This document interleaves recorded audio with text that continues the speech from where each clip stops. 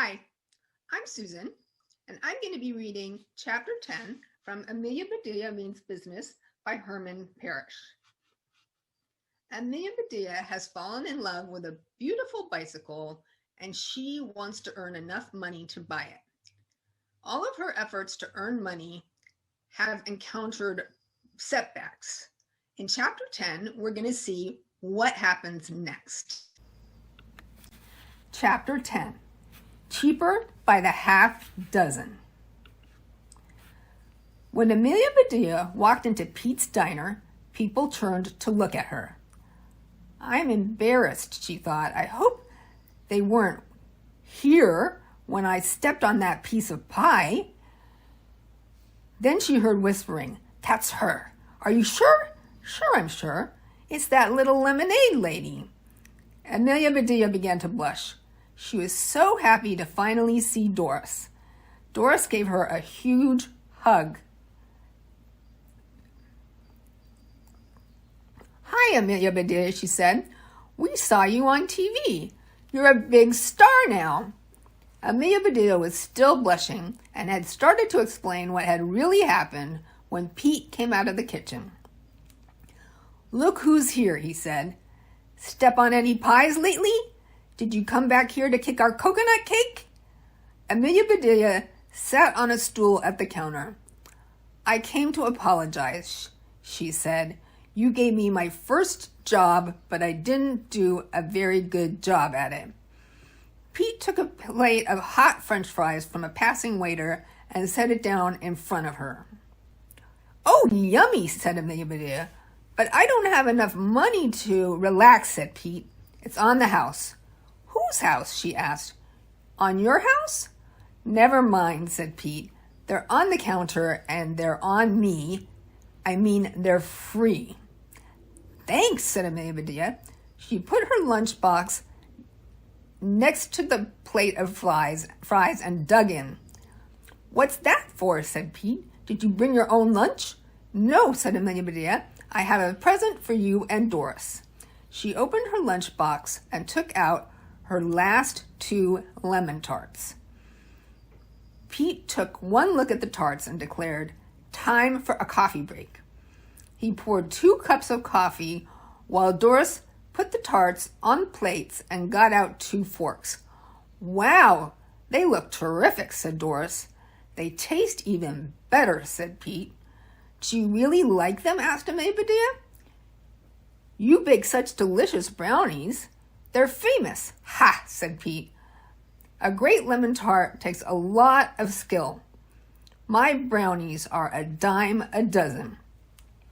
A dime for a dozen? Said Amelia Bedelia. That's a good deal. She dug deep down in her pocket, pulled out a nickel,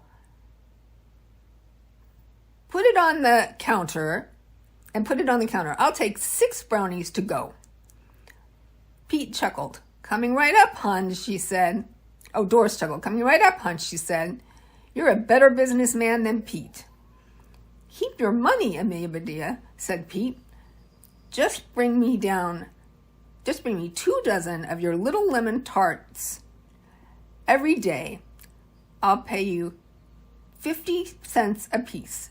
Doris did the math quickly in her head. That's $12 a day, she said. Do you think you can do it? Amelia Bedelia thought it over for at least half a second.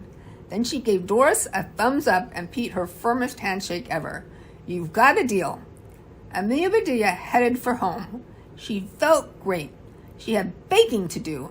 She cut through the park, pedaling as fast as she could. She sped up when she saw the policeman. Then she flew past Diana and the dogs. The dogs began to bark and to pull at their leashes. Amelia Bedelia looked over her shoulder and waved at them. That was when she ran into Suzanne Scroggins.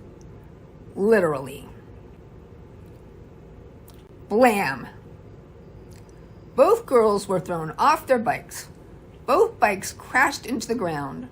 Amelia Bedelia rolled across the grass and came to a stop at the edge of the flower bed. Suzanne skidded down the sidewalk. Amelia Bedelia dusted herself off, then went to see if Suzanne was okay. You all right? Asked Amelia Bedelia. I guess so, said Suzanne. She pointed at Amelia Bedelia's elbow. You're bleeding. Amelia Bedelia pointed at Suzanne's knee. So are you. Why did you run into me? Suzanne demanded. Are you trying to wreck my bike? What do you mean? Asked Amelia Bedelia. It was an accident. Amelia Bedelia remembered that Doris had tucked a napkin into the box of brownies. Here, she gave the napkin to Suzanne. Wipe your knee. Suzanne looked into the box and said, Ew, gross, what's that?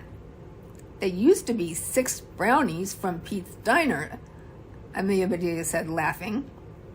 I must have landed on them when we crashed.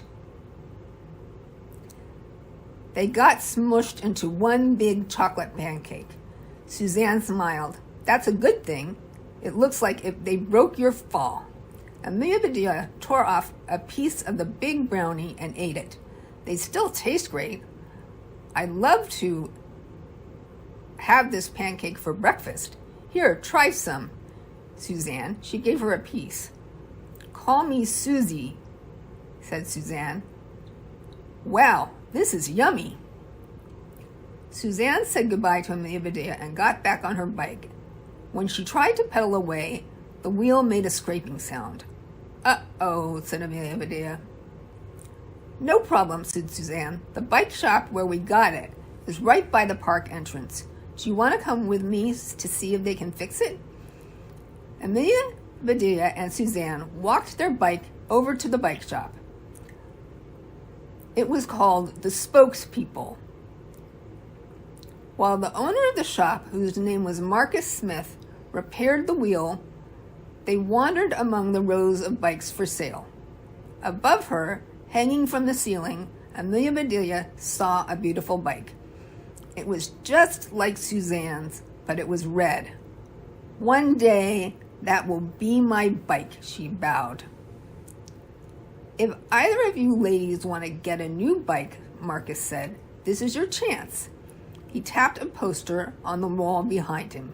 It read, Annual Downtown Celebration and Bike Parade. First prize, the bike of your dreams. Listen to this, said Suzanne. She read the poster. Decorate your bike for the parade. This year's theme is individuality. The winner can select the bike of her dreams from the Spokespeople. Amelia Bedelia was excited but wary. So far, signs had given her nothing but problems. Maybe this poster would change her luck. She did have one question. What kind of decorations can we put on our bikes? Marcus shrugged. Good question, he said. Since the theme is individuality, I guess you can do whatever you want. If I were you, I'd use plenty of imagination and be as original as you can. He spun the wheels on Suzanne's bike. They turned smoothly. All done, said Marcus, and it's on the house. Whose house? Asked Amelia Bedelia. Your house or Pete's? Huh? Marcus asked. Thanks, yelled Suzanne, as she and Amelia Bedelia rode off together. Good luck, ladies, called Marcus. And that is the end of Chapter 10. I hope you enjoy it.